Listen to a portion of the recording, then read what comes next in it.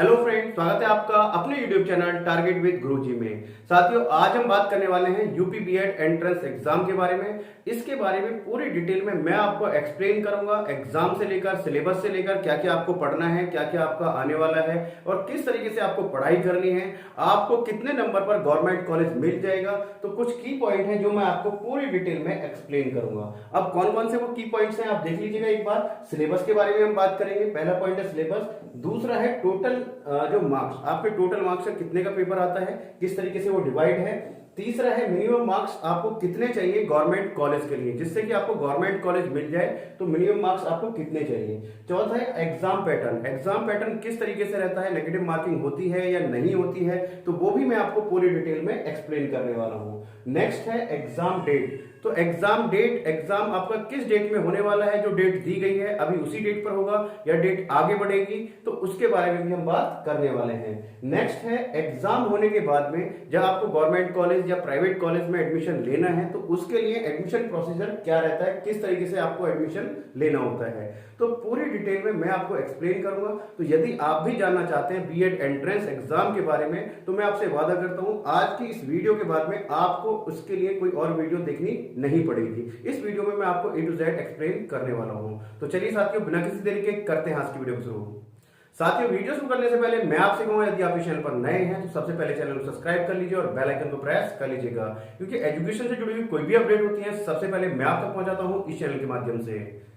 तो चलिए साथियों शुरू करते हैं आज की वीडियो। देखते हैं सबसे पहला जो की पॉइंट है जो हमने रखा है कि आपका सिलेबस को लेकर, तो उसके बारे में हम डिस्कस करते हैं। तो साथियों सबसे पहले हम बता देते हैं कि इसमें आपके दो पेपर होते हैं। आपके एक ही दिन में दो पेपर होंगे, एक ही सेंटर पर होंगे, कम से कम 2 से 3 घंटे का गैप होता है। पहला पेपर होगा मॉर्निंग में, उसके बाद में 2 घंटे का गैप होगा, उसके बाद में आपका सेकंड पेपर होगा आपका सेकंड मीटिंग में। अब जो पहला पेपर होता है उसमें आपके कौन कौन से सब्जेक्ट आते हैं, उसमें आपके ये 2 सब्जेक्ट आते हैं।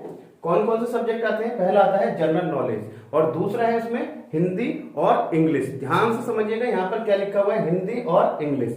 आपने किसी भी ग्रुप से भरा है, चाहे आपने आर्ट से भरा है, कॉमर्स से भरा है, साइंस से भरा है, आपने एग्रीकल्चर से भरा है, किसी से भी आपने भरा है, तो यहां पर आप जो चाहे वो आप ले सकते हैं। यानी कि आप हिंदी चाहें तो हिंदी ले सकते हैं, इंग्लिश चाहें तो इंग्लिश के क्वेश्चन कर सकते हैं। यानी कि पेपर में आपके हिंदी के क्वेश्चन भी होंगे, इंग्लिश के भी होंगे, लेकिन करना आपको सिर्फ और सिर्फ या तो इंग्लिश के आप क्वेश्चन करेंगे या हिंदी के करेंगे। और ये भी आपको ध्यान रखना है, ऐसा मत करना कि आपने 25 क्वेश्चन हिंदी के कर दिए और 25 इंग्लिश के कर दिए, ऐसा नहीं है। या तो आप हिंदी के करेंगे या आप इंग्लिश के करेंगे। इसमें अब आता है हमारा जो जनरल नॉलेज है, उसके कितने क्वेश्चन आते हैं भाई? 50 क्वेश्चन आते हैं, 50 क्वेश्चन आते हैं। अब 50 क्वेश्चन के जो मार्क्स होते हैं वो कितने होते हैं? 100। यानी कि एक क्वेश्चन कितने नंबर का हुआ आपका? 2 नंबर का हुआ। अभी मैं ये भी आपको डिटेल में बताने वाला हूं कि जनरल नॉलेज में क्या क्या आपके चैप्टर आएंगे, यानी कि कहां से कोर्स सिलेबस आपका रहेगा। इससे आगे नेक्स्ट है हिंदी और इंग्लिश, यानी कि या तो हिंदी के आपको 50 क्वेश्चन करने हैं या इंग्लिश के करने हैं, और वही सेम आपका कितने नंबर का पेपर होगा, ये भी आपका इसी पेपर में ही होगा, यानी कि 100 नंबर के क्वेश्चंस होंगे। यानी कि जो पहला पेपर होगा आपका वो कितने नंबर का होगा? 200 नंबर का होगा। 100 क्वेश्चंस होंगे और पेपर कितने नंबर का होगा? 200 नंबर का क्वेश्चन पेपर होगा। अब आते हैं जो सेकेंड पेपर होगा। सेकेंड पेपर की हम बात करते हैं। सेकेंड पेपर जो है आपका, उसमें आपके कौन कौन से जो सब्जेक्ट है वो आते हैं। तो जो सेकंड पेपर है, सेकंड पेपर की यदि हम बात करें तो सबसे पहला उसमें आता है जनरल एप्टीट्यूड। जनरल एप्टीट्यूड होगा, जनरल एप्टीट्यूड के वही सेम 50 क्वेश्चंस होंगे और उसके जो 50 क्वेश्चंस के मार्क्स होंगे वो क्या होंगे आपके? 100 होंगे।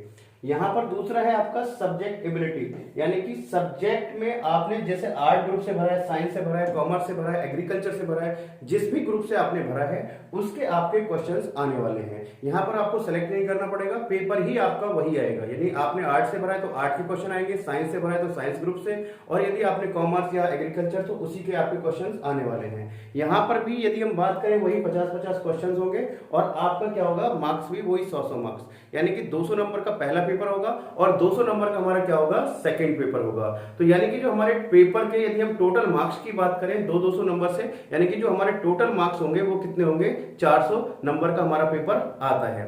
अब यहां पर हम बात करते हैं, क्वेश्चन आता है कि गवर्नमेंट कॉलेज कितने नंबर पर हमें मिल जाता है, यानी कि 400 में से हमारे कितने नंबर आ जाएं जिससे कि हमें गवर्नमेंट कॉलेज मिल जाए। तो देखिए गवर्नमेंट कॉलेज की यदि हम बात करें, जो लास्ट ईयर जो हुआ था 2020 में, उसमें आपका 220-230 नंबर पर भी गवर्नमेंट कॉलेज मिल गए थे। 220-230 नंबर पर भी गवर्नमेंट कॉलेज मिल गए थे, लेकिन कोशिश आपको ये करनी है कि 250 प्लस आपके मार्क्स आए, 250 प्लस पर आपको आसानी से गवर्नमेंट कॉलेज मिल जाए। अब आगे बात करते हैं कि आपका जो सिलेबस है, क्या क्या सिलेबस आपका रहता है, क्या क्या आपको पढ़ना है, तो उस पर हम बात करेंगे। यहां तक आई होप कि आपको कोई डाउट नहीं रहा होगा। तो यहां पर सबसे पहला हमारा आता है जनरल नॉलेज। जनरल नॉलेज में आते हैं भाई, जनरल नॉलेज में आपका सबसे पहला है कि हिस्ट्री, आपको क्या आएगा भाई, हिस्ट्री का पार्ट आएगा। दूसरा क्या है, ज्योग्राफी, और तीसरा क्या है, पॉलिटी। यानी कि इन तीनों में से मिलाकर आपके क्वेश्चन यहां से आएंगे। और साथ के साथ आपका इसमें आता है जनरल साइंस और आपका करंट अफेयर्स। यानी कि इन सब में से मिलाकर आपके कितने क्वेश्चंस आने वाले हैं, 50 क्वेश्चंस आने वाले हैं। ऐसा नहीं है कि इसी में से आ जाएंगे सारे, इसी में से आ जाएंगे, सभी में से आपके कॉमन क्वेश्चंस आएंगे। यानी कि किसी में से 15, किसी के में से 20, ऐसा तो हो सकता है 15, 18, 20 हो जाए, लेकिन सब में से मिक्स होकर क्वेश्चंस आएंगे। यानी कि आपका history, geography, polity, general science और करंट अफेयर्स। क्लियर है। अब यहां पर हम आगे बात करते हैं, जो नेक्स्ट है आपका इंग्लिश लैंग्वेज, कि इंग्लिश लैंग्वेज में से हमारा क्या क्या आता है। तो इंग्लिश लैंग्वेज में सबसे पहला हमारा रीडिंग कंप्रेशन जो आता है, फिल इन द ब्लैंक्स, यानी कि फिल इन द ब्लैंक्स आपका होगा। इसके बाद में एरर करेक्शन, कि आपके सेंटेंस में एरर दे रखी है तो वो आपको करेक्ट करके बतानी है। इसके बाद में नेक्स्ट है आपका एंटोनियम्स आएंगे, आइडियम्स आएंगे, और इसके बाद में स्पेलिंग एरर आएंगी, वन वर्ड सब्स्टिट्यूशन आएगा, और आपका फ्रेजेस एंड सिनोनिम्स। तो ये आपका सिलेबस रहने वाला है, किसका, इंग्लिश का सिलेबस रहने वाला है। तो आपके इंग्लिश के सिलेबस में से इसमें से आने वाला है। इंग्लिश के जो क्वेश्चंस होंगे, ऐसा नहीं है बहुत टफ होंगे, और ऐसा भी नहीं है कि बहुत ही आसान होंगे। यानी कि एक जो मीडियम आपका पेपर रहता है इंग्लिश का, तो यदि आपको इंग्लिश सेलेक्ट करना है तो आप इनकी स्टडी कर सकते हैं। आगे बात करते हैं, नेक्स्ट है एप्टीट्यूड। हम देख लेते हैं कि एप्टीट्यूड में से कौन कौन सा चैप्टर आता है।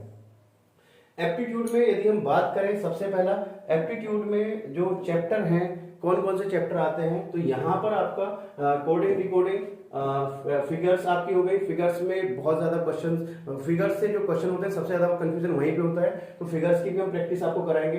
कैलेंडर हो गया, ब्लड रिलेशन हो गया, नंबर्स हो गए, पजल्स हो गई, लॉजिकल डायमेंशन हो गया, और नंबर सिस्टम हो गया। ठीक है, ये चैप्टर्स हो गए। इसके बाद में आपके यहाँ पर HCF और LCM।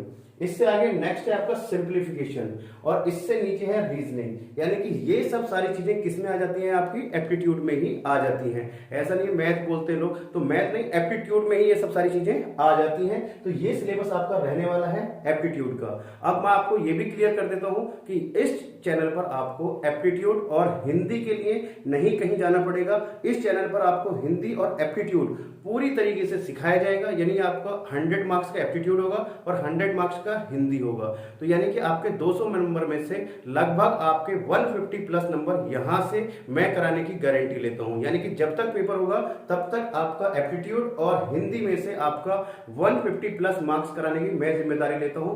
आप करंट अफेयर्स या और दूसरा अपना साथ के साथ जो भी आपका सब्जेक्ट है, साइंस, कॉमर्स और जो भी है, वो आप देख लीजिएगा कि वहां से आप कितने नंबर ला सकते हैं। यहां से 150 मैं गारंटी लेता हूं। आगे बात करते हैं, इस पर आपको पूरी प्रॉपर क्लासेस मिलने वाली हैं। आपकी जो क्लासेस हैं पूरी प्रॉपर क्लासेस यहां पर मिलेंगी इसके लिए। अब आगे बात करते हैं जो आपके सब्जेक्ट वाइज होंगे, यानी कि सब्जेक्ट एबिलिटी। यहां पर जो आपके सब्जेक्ट हैं आर्ट, साइंस, कॉमर्स, एग्रीकल्चर, तो इसमें आपके जो भी आपका पेपर आएगा तो उसमें ऐसा नहीं कि आपको सेलेक्ट करना पड़ेगा। वहां पर ऑलरेडी आपने यदि कॉमर्स से भरा है तो कॉमर्स के क्वेश्चन आएंगे, यदि आपने साइंस ग्रुप से भरा है तो साइंस के आएंगे, एग्रीकल्चर जो भी आपने वहां पर फिल किया है तो उसी के आपके क्वेश्चन आने वाले हैं। क्वेश्चंस ऐसा नहीं कुछ हाई फाई या कुछ क्वेश्चंस होंगे, वो आपके जनरल क्वेश्चन, जैसे मैंने अभी बताया एप्टीट्यूड, इस टाइप के आपके क्वेश्चन होंगे आपके। जैसे साइंस से भरा है तो साइंस ग्रुप से, आर्ट से भरा है तो आर्ट से, और यदि आपने कॉमर्स से भरा है तो कॉमर्स से। अब नेक्स्ट हम बात करते हैं, आते हैं हिंदी पे। तो हिंदी में जो आप बात करते हैं, हिंदी में जो आपका आने वाला है, हिंदी में आएगा संधि आ गया। हिंदी में जो सबसे पहला, सभी को पता है, सभी ने हिंदी पढ़ी होगी, चाहे वो आप कोई भी इंग्लिश मीडियम से है तो भी। तो सबसे पहला आता है भाई हमारा संधि, दूसरा हो गया समास, तीसरा हो गया उपसर्ग और प्रत्यय और रस, छंद, अलंकार और मुहावरे और आपका लोकोक्तियां। तो ये आपके हो गए, और कहावतें। तो ये अभी तक आपका ये हो गया हिंदी का। इससे नीचे और क्या है भाई, अनेक शब्दों के लिए एक शब्द, गद्यांश, रिक्त स्थान की पूर्ति और व्याकरण और पर्यायवाची। तो ये जो सिलेबस रहता है ये रहेगा हिंदी का। हिंदी का सिलेबस आपको इंग्लिश लेना चाहिए या हिंदी लेना चाहिए, यहां पर भी कंफ्यूजन होता है। देखिए, आपको वो चीज लीजिए जिसमें आपकी कमांड है। यदि आपको इंग्लिश अच्छा लगता है, इंग्लिश में आपका अच्छा खासा है, आप इंग्लिश अच्छे से कर सकते हैं, तो आप इंग्लिश लीजिए। अदरवाइज आपकी इंग्लिश भी अच्छी नहीं है और हिंदी भी अच्छी नहीं है, तो मैं आपको कहूंगा आप हिंदी में मेहनत कर लेंगे तो आप अच्छे नंबर ला सकते हैं। वो कराने की मेरी गारंटी है। यानी कि जब तक आपका एग्जाम होगा तब तक हिंदी को कंप्लीट कराने की जिम्मेदारी मेरी है। अब बात करते हैं आगे के एग्जाम की डेट की, कि एग्जाम कब होना है।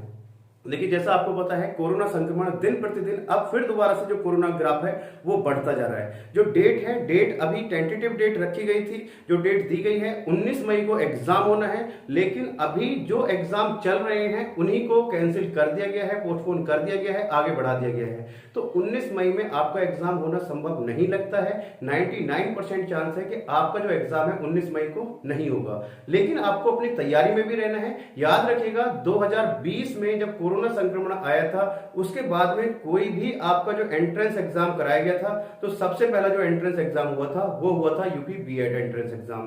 तो कुछ भी करा सकती है गवर्नमेंट, बिल्कुल आपको अपनी तैयारी में रहना है, आज से ही अपनी तैयारी में लग जाना है। तो आपका जो एग्जाम है जैसे ही कोई और नोटिफिकेशन आएगी तो उसके बारे में भी हम बात करेंगे। लेकिन अभी आपको यही मान के चलना है कि आपका जो एग्जाम है वो 19 मई को होने वाला है। डेट वैसे आगे बढ़नी है, ये पूरे कंफर्म है। अभी तक जो कोई ऐसा नोटिफिकेशन है नहीं, ये मैं अपनी तरफ से कह रहा हूं।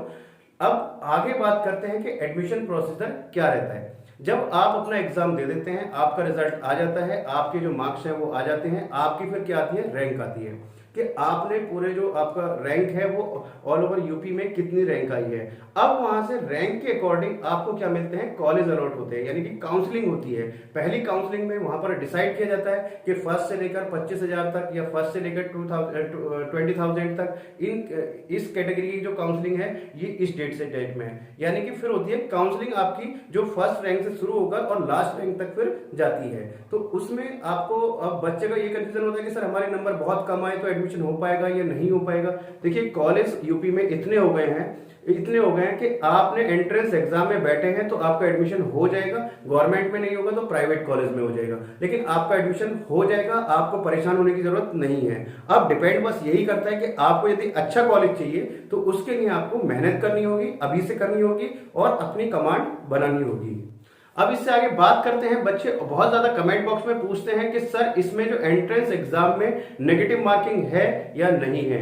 देखिए, बिल्कुल इसमें नेगेटिव मार्किंग है। नेगेटिव मार्किंग जो इसमें होती है वो होती है 1/3, यानी कि इसमें जो आपकी नेगेटिव मार्किंग है वो कितनी है भाई, 1/3 है।